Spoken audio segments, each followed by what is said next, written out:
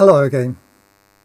This is one of 200 talks that I'm recording on the history of Western art, and the talks are divided into sections. This is section 61 on recent artists, episode 8 on Chris Ofili, who's a British artist known for his controversial religious images and also for his use of elephant dung.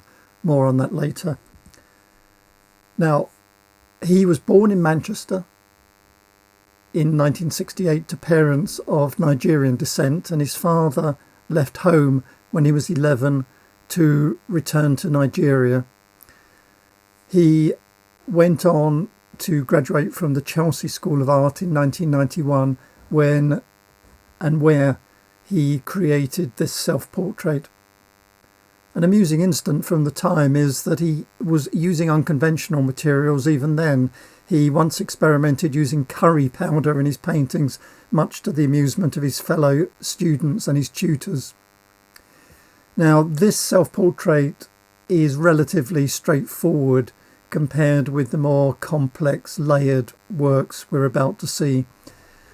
And in the following year, 1992, he went on a scholarship trip to Zimbabwe, where he was influenced by San cave paintings, which are composed of tiny dots of colour, and it was on his return that he started using elephant dung, as I'll explain in a moment.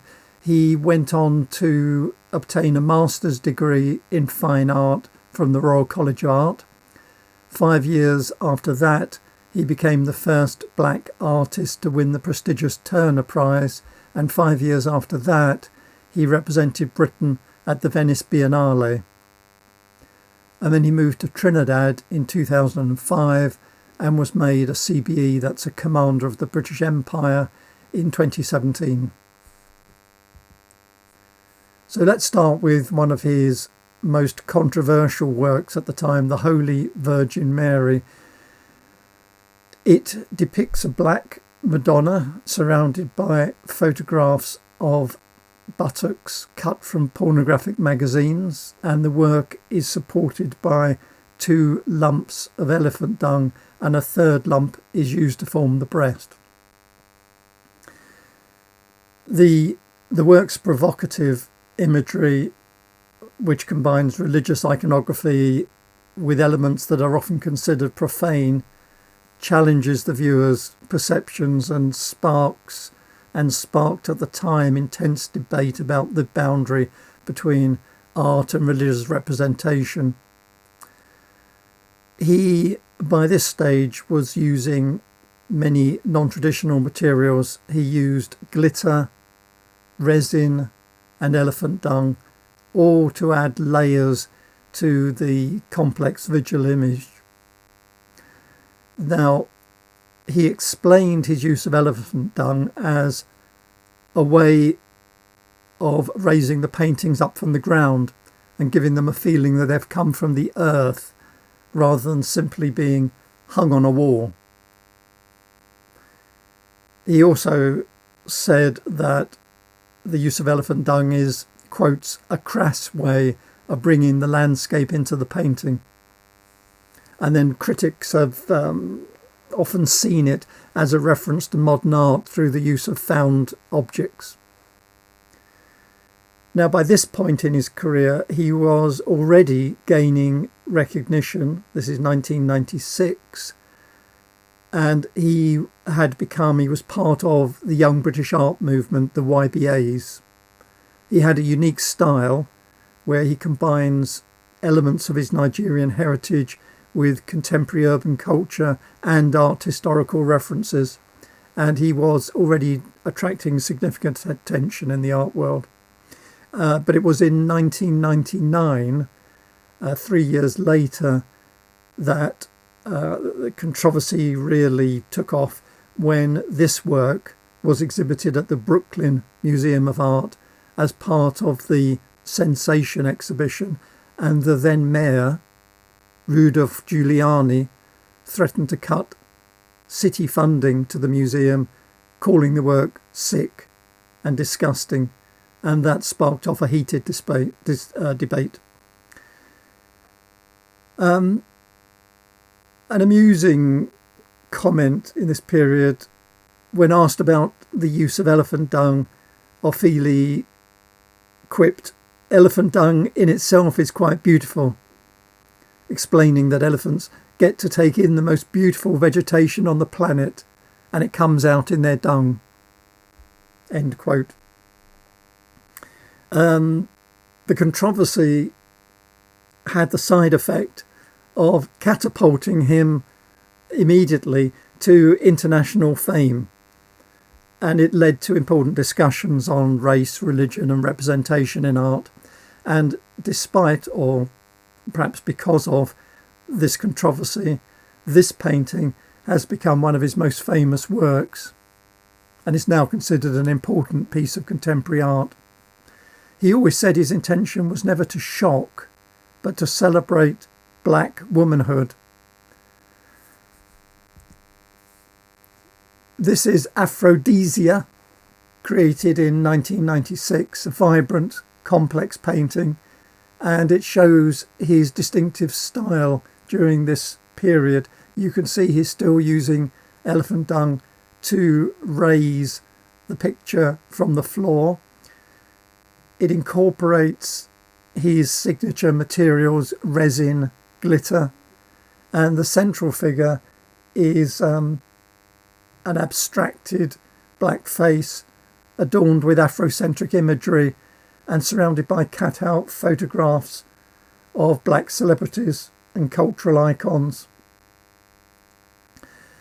And at this time he was deeply engaged with themes of black identity, culture and representation.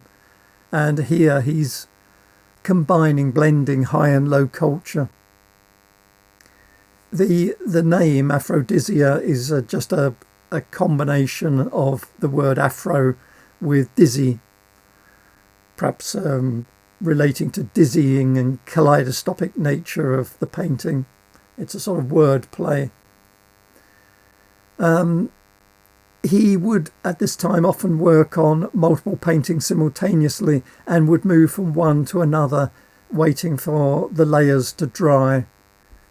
And that's a lot of these paintings have this, it's difficult to see in the reproduction, but this rich layered quality, multiple layers going back. And his unapologetic use of low materials like elephant dung challenged prevailing notions of what we mean by high art. And he was both praised and criticised for this. And this was created just a couple of years before he won the Turner Prize, and works like this one and other works were instrumental in establishing him as a major figure in contemporary British art and led to the Turner Prize being awarded. Another example, The Adoration of Captain Shit and the Legend of the Black Stars, using polyester resin, paper collage, glitter, matte pins, elephant dung, and so on. Another well-known work from the period, using his trademark materials again, religious iconography blended with references to popular culture and black identity. It was produced the year that he won the Turner Prize, and the Turner Prize also helped to launch his international career. The use of elephant dung was he used to go initially he used to go and collect it himself from the London Zoo, but once he became well known, people used to send him elephant dung in the post. And just to explain, it's completely enclosed, encapsulated in polyester resin so that it doesn't deteriorate, or I should say it slowly deteriorates, and it has no smell. And shipping his pieces actually led to very odd discussions with customs and getting clearance for something like this for clearing elephant dung through customs as part of a work of art. He was used, though, to challenging the norms.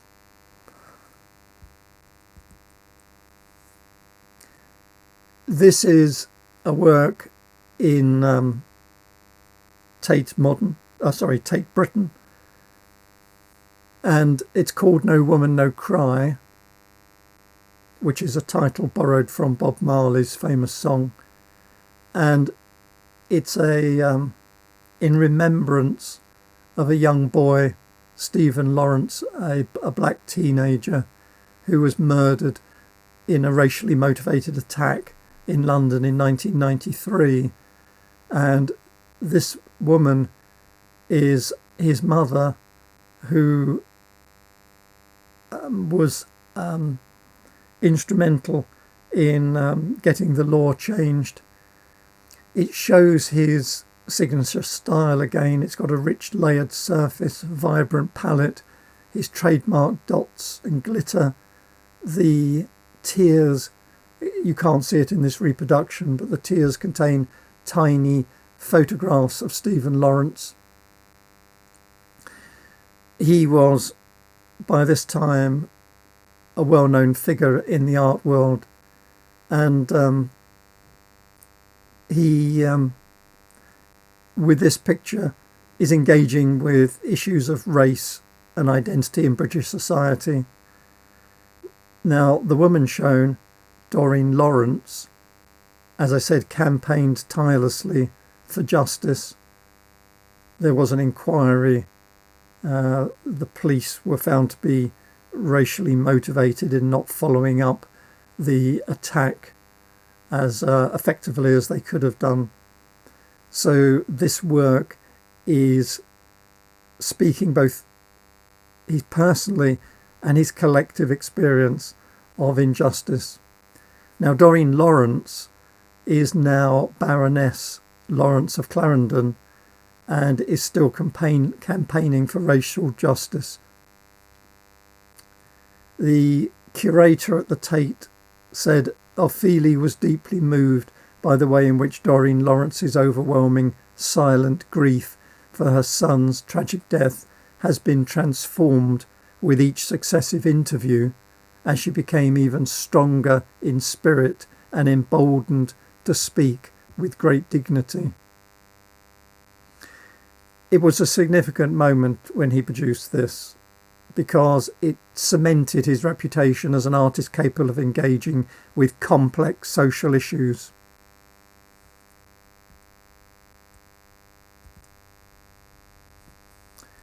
This is called The Upper Room. It's a monumental installation created between 1999 and 2002. There's 13 paintings, as you can see, arranged in a specially designed room. The room was designed in collaboration with an architect called David Adjaye, and it marks a significant departure from his earlier, more controversial works. It's contemplative, spiritually infused work. There's 13 paintings depicting a rhesus macaque monkey in vibrant colours in his characteristic style. The number and the arrangement allude to the Last Supper, and at the end, in gold, there's a central Christ monkey flanked by 12 others, 6 on each side. Now, at this, and I'll show you one of them, I think it's the second one along on the left, yes, just to show you a close-up, to show you what I mean by the monkey. The monkey was actually inspired by a small figurine that Ofili found in a junk shop, and he regarded as a sort of talisman. So he's transformed this small, humble object into a grand, spiritually charged artwork, and it's characteristic of his ability to elevate and recontextualise everyday objects.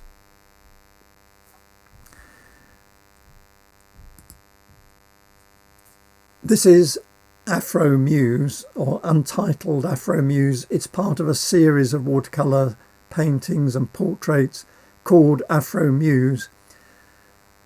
He created them over 10 years from 1995 to 2005. They're small scale, as you can see, less than a foot high, and they show the more intimate and immediate side of his practice, and they contrast with his large-scale paintings. There's hundreds of them, hundreds of portraits, primarily of black subjects, in vibrant watercolours, each one characterised by its simplicity, bold use of colour, expressive quality.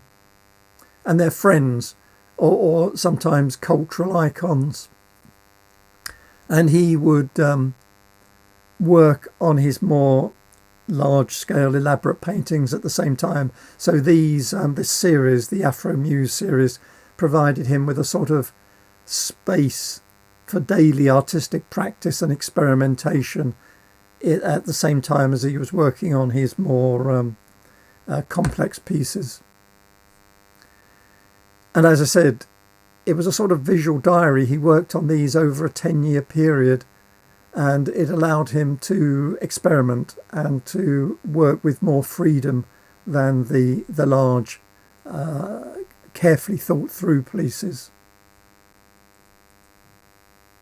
It was about this time, in fact in 2002, in the middle of this period, that he married Robert El Essaoui, who was singer with a trip-hop band, Attica Blues, although they in 2019 they divorced.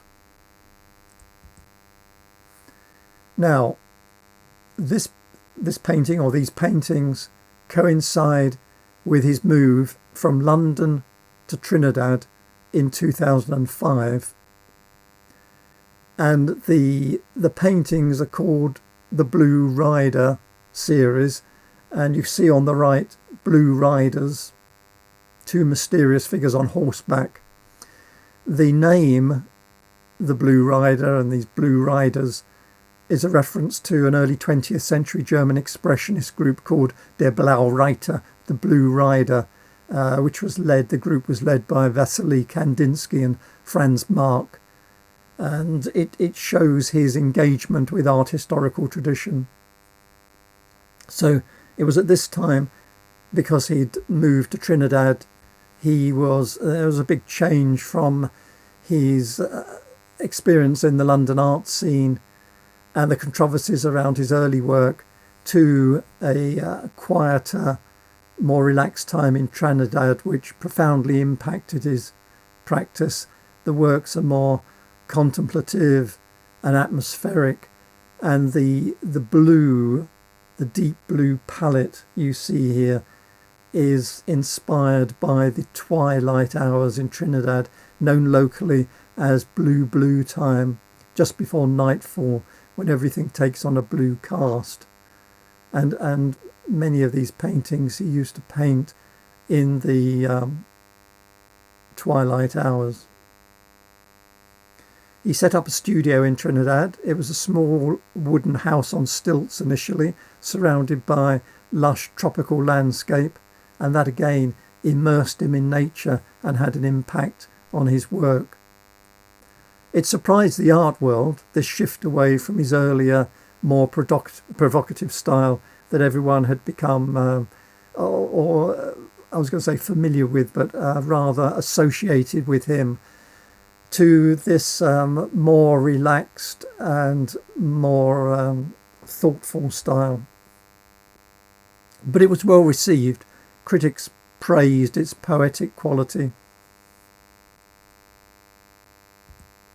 Another work from this period, I've slightly lightened this work so you can see the figures more clearly. It's a very dark work where you have to stare at it for a long time for the figures to become obvious. And it's a significant work, I think, from the blue period. It's Iscariot, Judas Iscariot. It's Iscariot Blues, it's called. And it's a large-scale painting. It's deep blue palette again. And it tells the story of Judas Iscariot, who you can see on the right hanging from gallows, and on the left are two musicians playing instruments, possibly representing Trinidadian parang folk music players. It's has a haunting, dreamlike quality, and critics have praised this work.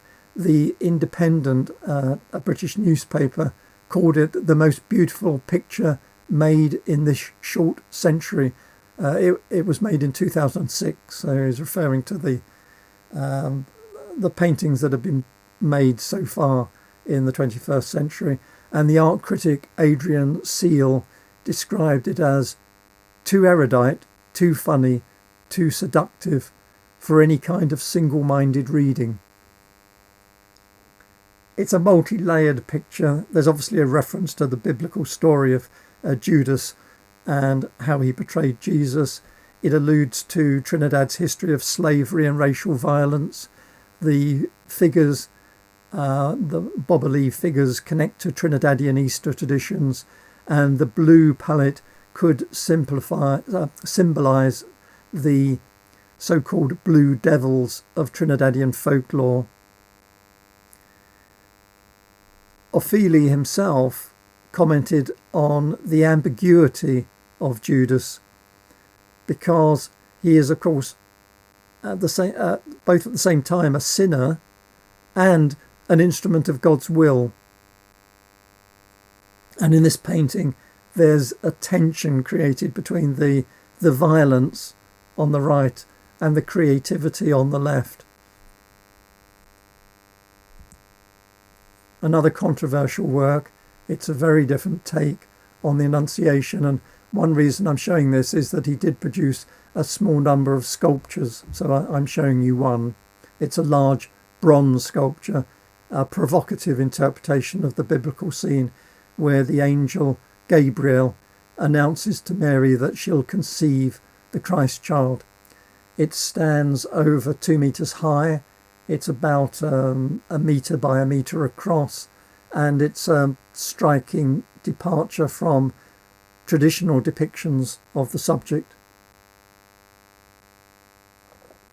It is, of course, if you examine it, highly sexualised. Gabriel and Mary are shown in this intimate embrace.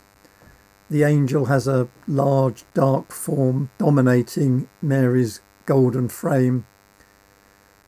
And this erotic interpretation challenges us and our preconceptions of sacred imagery and religious narratives. It didn't, in fact, generate the same level of controversy as his earlier work, particularly the Holy Virgin Mary, which, as I said, was probably the most provocative of all of his works when it was first shown. Although one art critic, Jerry Saltz, described this work as outrageously erotic and appropriately sensual with its tangle of smooth and rough bronze limbs. When it was shown in the gallery, it was placed alongside other religious themes works of Ofili. For instance, there was his Saint Sebastian, and there was a very strong contrast between this erotic Annunciation and the very painful, horrific depiction of Saint Sebastian, creating a powerful juxtaposition of these two between these two sculptures.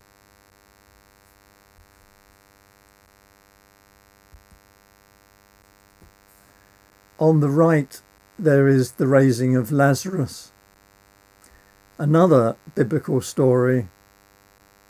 Jesus raising Lazarus from the dead, rendered in his typical style. This again is his blue period, although there's not a lot of blue in the raising of Lazarus, but it was mounted on this deep violety blue wall. It creates this nocturnal, dreamlike atmosphere. The figures in the raising of Lazarus are barely discernible. You have to look carefully to see them emerging from the dark background. It shows his interest in the interplay between visibility and invisibility. He often, as I said, worked late into the night, worked using low lighting to capture the quality of Trinidad's twilight hours. On the left, the painting is called Confession, Lady Chancellor. There's, as you can see, a naked woman accepting a glass, and it combines various themes. One is religious. It depicts possibly Mary Magdalene, often portrayed as a penitent whore with red hair. It does incorporate in the disembodied hand offering a drink an image from Playboy magazine, and the outline of the figure's back is taken from Trinidad's Lady Chancellor Hill. It is actually a hill in Trinidad named after a woman called Mary Elizabeth Chancellor, who was the wife of John Chancellor, who was the governor of Trinidad and Tobago between 1916 and 1921. And from this hill, it's the highest point, and it overlooks the port of Spain in Trinidad. The work was described as a complicated portrait of temptation, sin, and admission of guilt.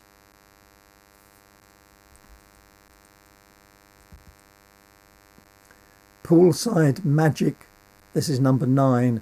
It's again a series of paintings. A lot of the paintings I'm showing you were part of large exhibitions of many of his works, or series of paintings. Vibrant and sensual. There's a nude female figure reclining by a pool as an attendant brings well, in this case it looks like a genie coming from a lamp, but in other cases it looks like a cup of coffee. It shows his mastery of colour and composition with the rich blues, greens and purples in a loose fluid style, blending landscape, a pool and the figures together. Incidentally, he often worked on an unstretched canvas. That's just a piece of canvas laid on the floor, because it allowed him to come at the painting from different directions, different angles, and that helped contribute to this fluid, organic quality that it has. And as I said, it was part of a series, and the series was exhibited at the New Museum in New York in 2014, and further solidified his international reputation.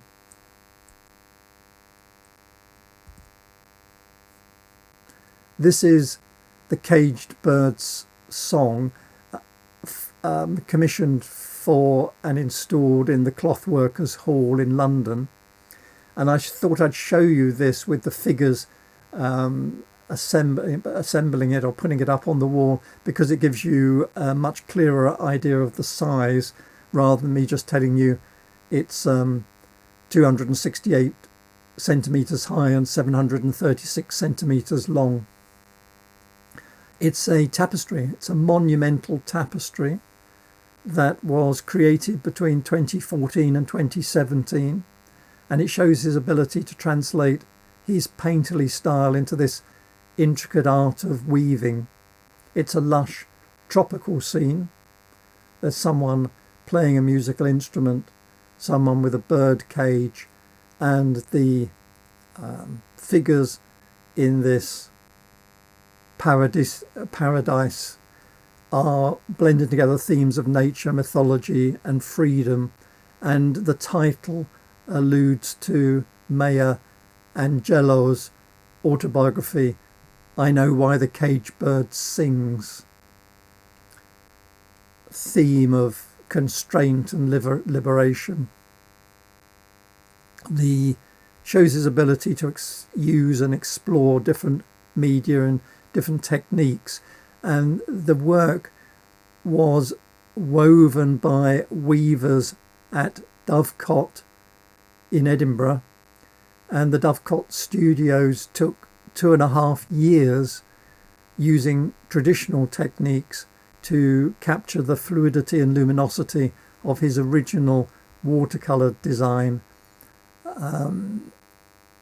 It was unveiled at the National Gallery in London in 2017, and it was again a significant event because it was such a change in the types of work that people had seen previously, and it further consolidated his position as a versatile and innovative artist.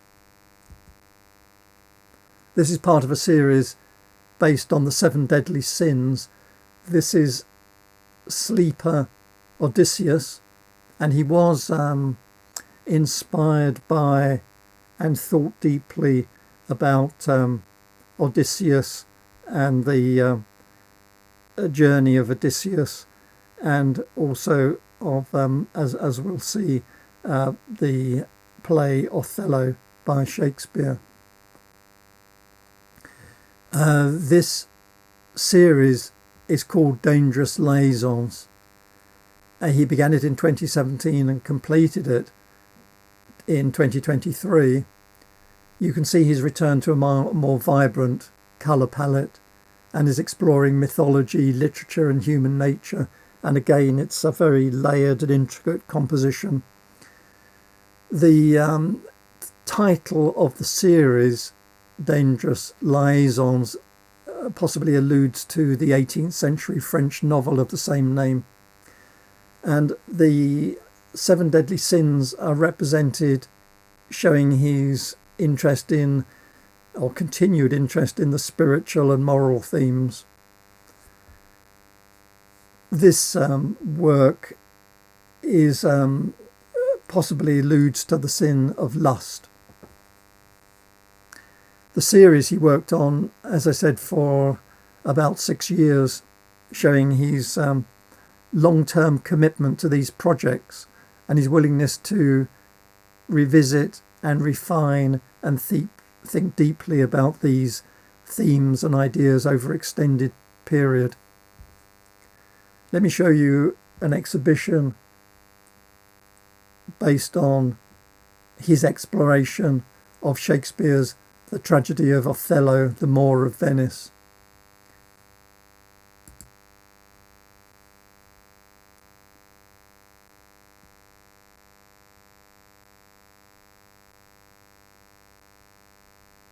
I'll just show you a short clip just so you can get an idea of how the works work. I had to show you a clip to show you this. You can see that the charred wood opens, there's mirrors inside, and a representation of Othello, or the two sides of Othello, inside. Ofili said, "I've read Othello many times and listened to recordings of the text. I've seen stage performances and on-screen adaptations, and I continue to discuss it. It doesn't go away." So in other words, it's this exhibition called Joyful Sorrow was a 2-site exhibition, incorporates his deep thinking about the tragedy of Othello, and he said the emotions span the apexes of love and joy and the nadirs of sorrow. The duality is central to his exploration of this character, which we see here in this portrait, reflecting those dual aspects of his character. They're watercolours, incidentally, and the case they're in, I mentioned in passing, it's charred wooden shuttered doors with mirrored interiors, and that creates this play, this contrast between the inner and outer selves. Critics praised the exhibition, and the critics thought it could open up new pathways in the history of Othello's portraiture. And it shows the intersection of desire, identity and representation in his work. The comments by critics at the time. It was seen as a major event in the art world. Which brings me to the last piece that I wanted to show you, which was commissioned for Tate Britain, for the staircase there, the North Staircase. It was produced in 2023. I'm showing you, I tried to get in as much of the, oh sorry, this isn't my, I took some photographs of it, but this photograph by Thierry Bale is better than my photographs, so I thought I'd show you this one. It spans 3 walls and pays tribute to the victims of the Grenfell Tower fire, particularly the artist Khadija Say, who Ofili met shortly before her death in the fire. For those of you who don't live in the UK, this was a fire in a tower block in 2017 that killed 72 people. It was the worst residential fire since the Blitz in World War II. And the mural, if you start on the left wall, you see a bowing figure described as a prophet or witness holding the burning Grenfell Tower.